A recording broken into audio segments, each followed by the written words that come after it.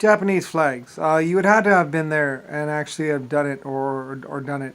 For every tank built, every time a tank or every 100 tanks sometimes or every 100 cars, Japanese flag. Every time you would do some great deed, like you would build like 100 cars or whatever or 100 tanks, you would receive a flag, and also and the flag, and sometimes they would sign the cars, just like the signing of the subs or signing of the tanks. Whenever you completed like 1,000, I think it was 1,000, I forget. It was a reward basically, and the people would sign the flags or whatever. There was a lot of things that the flags were used for, like a community or like a work camp. They would when they completed a factory building, they would sometimes sign a flag or whatever. So there's a lot of misconceptions about the flags. You have to read them and whatever, but basically they were groups of people that wanted to be remembered, and basically it was commemorations. Like I said, me and the Japanese back in time, me and the people back then, we were doing something great. We were doing a great work. We were building, we were inventing, we were doing something amazing. And like I say, I love my Japanese. Like I was a very fierce defender of my Japanese and cared for them extremely deeply. Like I say, like they would work 18 hours. Like I said, I'm not kidding. They would work 18 hours and then they would apologize. And you'll hear other people say this. They would work 18 hours and then they would apologize why they can't work any longer. And then they would pass out.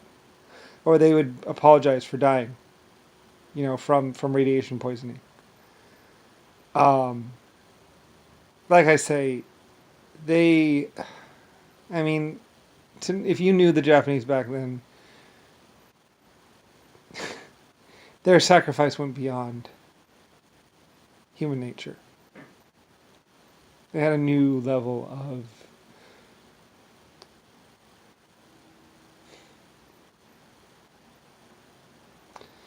A lot of people would cry over what happened to the Japanese and Chinese. It wasn't fair, it wasn't right, it wasn't just. And I was extremely angry when I found out what happened to them. They were whipped, they were beaten, they were thrown in hot boxes, and they were punished. Even if whether they worked or not, whether they did a good job or not, they were punished. They were fed nothing but food, no pay, and then they were punished after they worked so hard.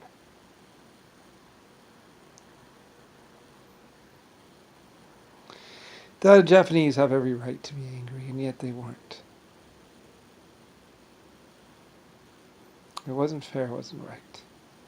Like I said, even the Germans went to the side. Like I said, I ordered the Germans to go to the side of the Japanese.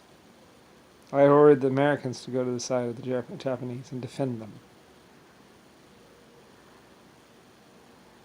Because they were innocent.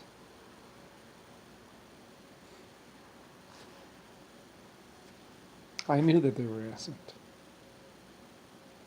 Anyway.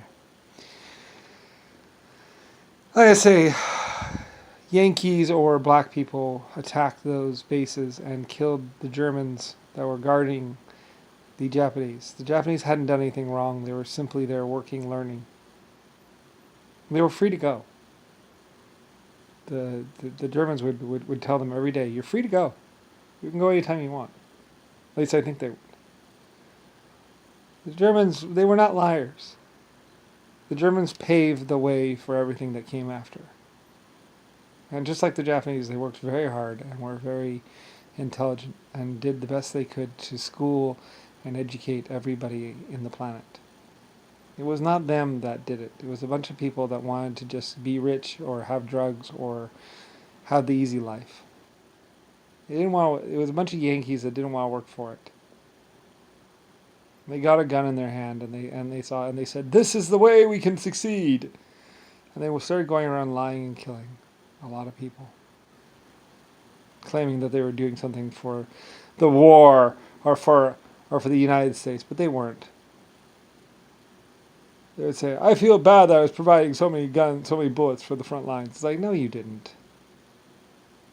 You and your buddies just wanted to come up. You wanted the easy life. You wanted those free cars. So he went out there and he just killed those Japanese at the factories. Killed those Germans for the engines, for the motorcycles, the cars. You just saw that gold and you said, "Money." It's pathetic what happened. They'd go and rape women. They'd take their guns and they would go and rape women. Like I said, there wasn't a lot of them, but there were like 20 or 30 people, basically. A couple military groups running around. Anyway, the British were fighting against them. Other people were fighting. You know, it was basically chaos. We were meandering through it, though. We were getting through it. Mostly the Japanese. The Japanese and the Irish were pretty much the only people who had any sanity at all. And the Germans. A lot of other groups were just, well, mostly the blacks were the biggest problem. They were the ones that were just like, shoot them up, light them up, you know, and walking away. There was no law, there was no rules, there was no police. They were basically safety in numbers, and that was it. Anyway, I forget exactly all the details. I worked my way through it, and it was really bad for me as well. Anyway, though, yeah, well, you know, like I said, they shot the men or cut off their penises and then raped their wives and children. The Japanese were the most abused and punished of them all. And it's a miracle they actually lived through it. Only because the Japanese women were that good. Amazing Japanese women. Truly amazing. I guess maybe some schooling or something, I don't know. Anyway, the Germans got to the Japanese and were teaching the Japanese just about everything that they could possibly learn. Like I said, most Germans were teaching, you know, Germany was my group, Arnault and everything, and they were teaching them hand to hand and also schooling and everything else, trying to educate them as fast as they could because, you know, we all knew what was coming. So anyway.